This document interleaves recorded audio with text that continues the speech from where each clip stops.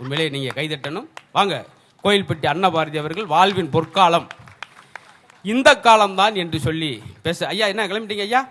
இனிமேல் அருமையான நகைச்சுவை வச்சுருக்கேன், இல்லாட்டி உங்கள் வாட்ஸ்அப் நம்பருக்கு அனுப்பிவிடுறேன். இன்னும் இவ்வளோ கோவக்காராக இருக்காரு. விளக்கண ஜோக்கிலே நான் கிளம்பிட்டேன்டா அப்படின்னு.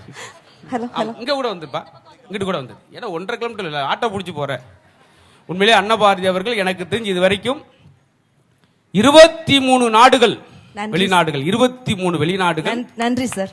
போகலாம் நினைச்சாங்க, ஒரு வேலும் கூப்பிடலன்றதுனால தான். நீங்க வேலூர் கூப்பிட்டதே எங்களுக்கு ஒரு வெளிநாடு மாதிரி தான் சார். எனக்கு பார்த்து பேசுங்க, வேலூர்ல நிறைய ஃபேன்ஸ் இருக்காங்க எனக்கு. ஆமா ஆமா, ஃபேன்ஸ் இருப்பாங்க, வாஷிங் மிஷின் எல்லாமே இருப்பாங்க. அது ஒரு பக்கம் இருக்கட்டும். உண்மையிலே அதான் நாங்க நகைச்சுவைக்காக சொன்னா கூட அன்னபாரதியை விட அன்னபாரதி உங்க அப்பா எனக்கு ரொம்ப பிடிக்கும். Thank you sir. இன்னைக்கும் அந்த திருநெல்வேலியில் ஒரு 7-8 தெருவில் இன்னைக்கும் அடுப்பெரிதுனா அதுக்கு அவங்க அப்பா தர்மராஜ் அவர்கள் தான் காரணம். நன்றி நன்றி. ஏன்னா அவர் தான் சிலிண்டர் போடுறாரு. ஒரு நாள் வராட்டி இந்த ஏரியாவே பதறிவாங்க. தர்மராஜ் எங்க இருக்கப்பா, கத்திரிக்காய் குழம்பு கொதிக்குது, இந்த நேரம் பார்த்து போச்சு. குடும்பம் மொத்தமா? ஆமா, டிவி ஸ்பீட்ல கட்டிட்டு ஓடுவார் சிலிண்டர். அவ்வளவுதானே சார்? வேற பெரியப்பா யாரும் வராரா? வர அடுத்த ஆளுக்கு வச்சிருக்கேன். வாங்க சார், நான் ஆரம்பிச்சிருந்தேன் சார். முறையோடு தமிழை வணங்கி சாகும் போதும் எடுத்தோன்னே இப்படியா ஒரு பேச்சால தொடங்கும் போதே சாகும் போதும் ஆரம்பிச்சிருந்தேன் சார். சாகும் போதும் போதும் 3 தடவையா? இல்ல சார், தமிழ் வணக்கம் சார். நீங்க என்ன சொன்னாலும் கிராஸ் வந்தாலும் நான் ஆரம்பிப்பேன். சாகும் போதும் தமிழ் படித்து சாக வேண்டும், சாகும் போதும் தமிழ் படித்து சாக வேண்டும், எந்தன் சாம்பலும் தமிழ் மனம் கமழ்ந்து வேக வேண்டும் என்று சொல்லி முத்தான தமிழுக்கு முதற்கோடி வணக்கங்களை வைத்துவிட்டு, உண்மையான தமிழ் பற்றுள்ள பசங்க யாரெல்லாம் வேலூர்ல கொஞ்சம் கை தூக்குங்க பார்க்கலாம். உண்மையான தமிழ் பற்று என் பிளட்ல ஊறுது, ரத்தத்துல ஊறுது அப்படின்னு சொல்றவங்க 1 2 ஜிவி சார் தூக்கி இருக்கிறாங்க. மேடையில் யாருமே தூக்கல. ஆமா, 1 2 4 ஓகே 17 27 பேர் தூக்கி இருக்காங்க. நான் சொல்றேன், உண்மையான தமிழ் பற்றுள்ளவங்க யார் தெரியுமா சார்? யாரெல்லாம் இங்கிலீஷ் பேப்பர்ல ஃபெயில் ஆனாங்களோ அவன் தாங்க உண்மையான தமிழ் பற்றுள்ள பசங்க அப்படின்ட்டு சொன்னா கைத்தட்டல் அதிகமா வருதுன்னா என்ன அர்த்தம்? பூரா 30 35 அர்த்தம். நாளை இங்கிலீஷ் பரீட்சைக்கு போறதே இல்லை சார். உண்மையிலேயே எனக்கு ரவிக்குமார் சார் பேசினதுக்கு அப்புறம் தோணுது, அதாவது நேர்மறை எண்ணங்கள் இன்னைக்கு என்னமோ பயங்கரமா வேலூர் இலக்கிய விழாவுக்கு பொழந்துக்கிட்டு நீங்க எல்லாம் ப்ரிப்பேர் பண்ணிட்டு வந்திருக்கீங்க. ஏதோ குட் ஃபீலிங்கிறீங்க. உங்களை பார்த்த உடனே எனக்கு ஒரு பாசிட்டிவ் வைப்ரேஷன் தோணுது. என்ன சொன்னாருன்னா, ஒருத்தர் சொன்னாரு, உலகத்தையே சுத்தி வந்துட்டேன், என் வீட்டு வாசல்ல இருக்க கூர்கா கிட்ட என்னால பேச முடியல, ஏன்னா ஹிந்தி தெரியாததுனால அப்படின்னாப்ல. பதிலுக்கு அந்த கூர்கா சிரிச்சுட்டே சொன்னாராம், ஏன் சார் இப்படி நெகட்டிவா நினைக்கிறீங்க? இப்படி யோசிச்சு பாருங்க, நீங்க ஹிந்தியே தெரியாட்டாலும் உலகம் ஃபுல்லா சுத்தி வந்துட்டீங்க, ஹிந்தி தெரிந்தும் உங்க வீட்டு வாசல்ல கூர்காவா நிக்கிறோம் பாத்தீங்களா, இதுதான் தமிழின் ஆளுமை அப்படின்ட்டு சொன்னார்னா, அப்படி எதையுமே நேர்மறையான எண்ணங்கள் பார்ப்பதுதான் இந்த கால தலைமுறை. Super, thank you so much sir. என் பேமெண்ட் 1 லட்சம் ரூபா கொடுங்க, நான் கிளம்பி போயிட்டே இருக்கிறேன். உனக்கு 1 லட்சம் கொடுத்துட்டு நாங்களாம் வாடகைக்கல ஒருத்தங்க இருந்து கத்தியாசா இதாசா இந்த காலத்துல நுணுக்கம் எடுத்தோன்னே பூரா மணி மைண்ட் தான் சார். சத்தியம். ஆனா ஒரு விஷயம் சொன்னாங்க, பாசிட்டிவா இருங்க. ஆமா சார். தொப்பு இருக்குன்னு வருத்தப்படாங்க. ஆமா சார். ஏன்னா செல்ஃபி எடுக்கும்போது வகுறு உள்ள இழுப்போம், பின்னாடி கொஞ்சம் என்ன முதுகு இடிக்குதுன்னே. ஆனாலும் தொப்பு இருந்தா சந்தோஷப்படுங்க. குப்பரக்க விழுந்தீங்கன்னா மூக்குல இடிக்காது, 1/2 அடி கேப்பு கிடைக்கும் தரைக்கும் மூக்குக்கும். சார், நீங்க தொப்பைய சொல்றீங்க. இந்த காலத்துல பிபி வந்துருச்சு, சுகர் வந்துருச்சு, தொப்பை வந்துருச்சு, அது ஏகப்பட்ட குற்றச்சாட்டுகள். பட் எல்லாத்துக்குமே நான் பதில் சொல்றேன், எல்லாத்துக்குமே சொல்றேன்.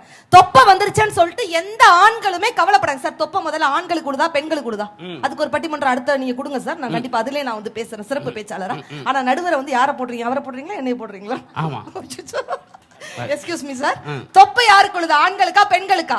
ஆமா, ஆண்களுக்கு தான். ஆண்களுக்கு தான் விடுது. எதனாலன்னா உங்க குப்பையெல்லாம் நாங்க சாப்பிடுறோம்ல, மதுரை வீரன் தானேன்னு சொல்லிடலாம்.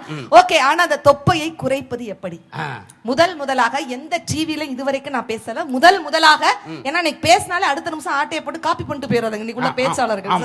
அதை இந்த இடத்துல பதிவு பண்ணிட்டு, முதலாக வேலூர் மக்களுக்காக சிறப்பாக சொல்றேன், தொப்பையை குறைப்பது எப்படி? மண்வெட்டி எடுத்து 2 பக்கம் செதுக்கி விடவும்.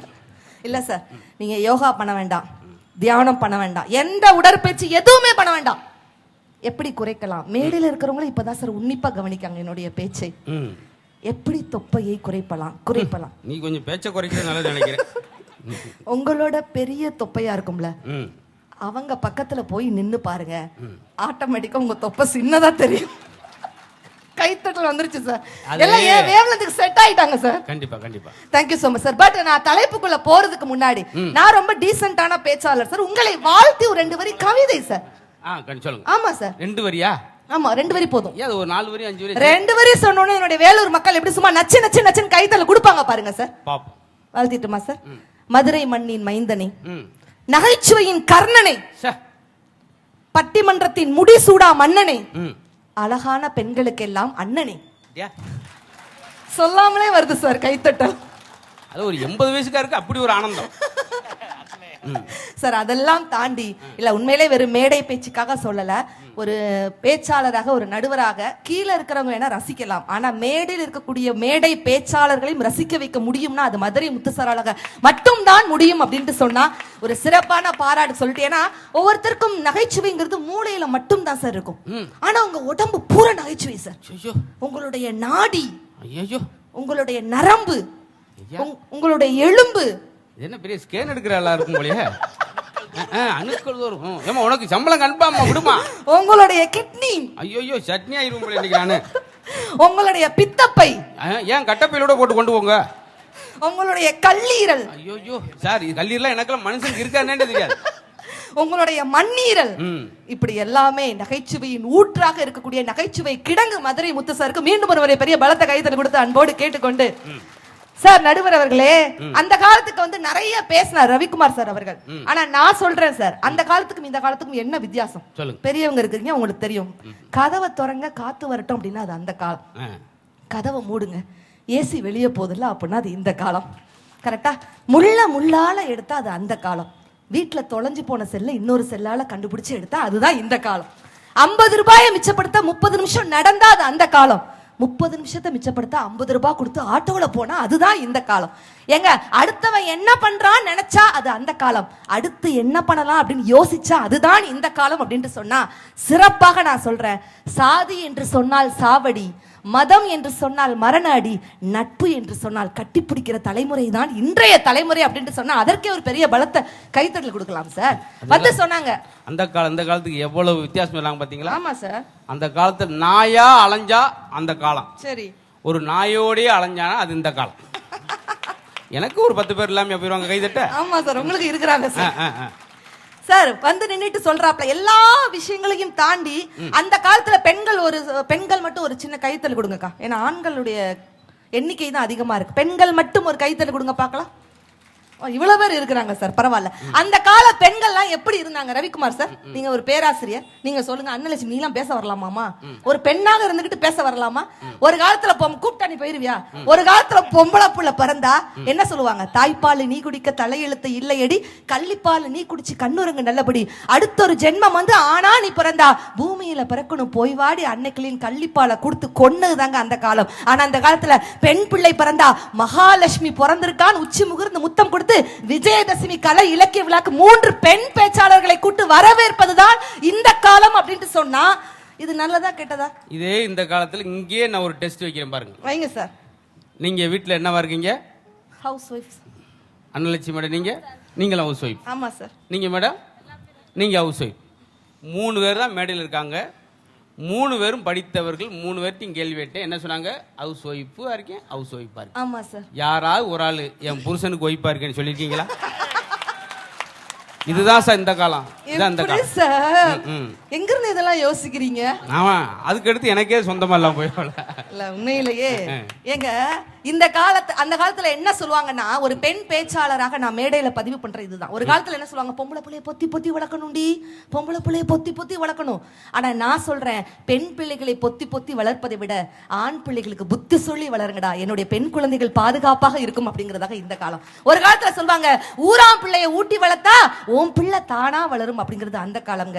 ஆண் பிள்ளைகளை ஒழுக்கமாக வளர்த்தால் என் பெண் குழந்தைகள் பாதுகாப்பாக வளரும் அப்படிங்கறதா இந்த காலம்ங்கிறது மாறி இருக்குதா இல்லையா சார்? பெண்கள் இன்னைக்கு நாங்க நினைச்சா சிகரத்தை கூட தொட முடியும் சார். உண்மையிலேயே கைதட்டுங்க. தினந்தோறும் ஒரு செய்தியை படிச்சுக்கிட்டே இருக்கும். ஆமா சார். பாருங்க, இந்த திருச்சி விமான நிலையத்திலோட அந்த துணை பைலட் தான் விமானத்தை அந்த ஹைட்ராலிக் வீல் ஓபன் ஆகாதப்ப அதை இறக்குனாங்க. ஆமா சார். அதுக்கு முன்னாடி மலைவாழியத்தில் இருக்கக்கூடிய ஒரு 17 வயசு பொண்ணு விமான ஓட்டியாக வந்திருக்கு. அப்ப பெண்கள் நினைத்தால் சிகரத்தை கூட தொடும். ஆண்கள் கைதிட்டுக்கு போல. ஆனா ஒட்டுமொத்த ஆண்கள் நாங்க நினைச்சா கூட நீங்க வச்ச ரசத்தை கூட எங்களால் தொட முடியாமா? என்ன ரசத்தால இத்தனை பேர் வேலூர்ல பாதிக்கப்பட்டிருக்காங்க? ரசம் குடிக்கிறேன் கபக்கு கபக்குன்னு கைய கால உதறி கொபோன்னு கைக்கு ஆம்புலன்ஸ் போய்கிட்டு இருக்கான். சார் பெண்களுடைய சமையல கிண்டல் பண்ணாதீங்க சார். சரி. இப்ப பாருங்க பெண்கள் ஆட்டோமேட்டிக்கா கிளாப் பண்ணுவாங்க. சமைக்கிறத விட ஒரு கஷ்டமான ஒரு வேலை இருக்கு தெரியுமா சார்? அதை நாங்க சாப்பிடுறதா? சும்மா கை தட்ட கூடாது. இப்ப நேரா போய் எங்க ஹாஸ்பிட்டலுக்கு போறீங்க, ஹோட்டலுக்கு போறீங்களா, மரகதம் சாப்பாடு எடுத்து பரிமாறுமா அப்படின்னு பொண்டாட்டி கிட்ட தானங்க போவீங்க. அதுக்கு முன்னாடி 108 போன் பண்ணிடுறான்ல, வாசல் வண்டி நிக்கும் போது சாப்பிட ஆரம்பிக்கிறான். சார் சமைக்கிறத விட ஒரு கஷ்டமான ஒரு வேலை என்ன தெரியுமா பெண்களே? இன்னைக்கு என்ன சமையல் பண்ணலாம் அப்படின்னு முடிவு பண்றதுதான் கஷ்டமான வேலை. கரெக்டா பாருங்க. இல்ல அப்படி என்ன சமைச்சிட்டு போறீங்க?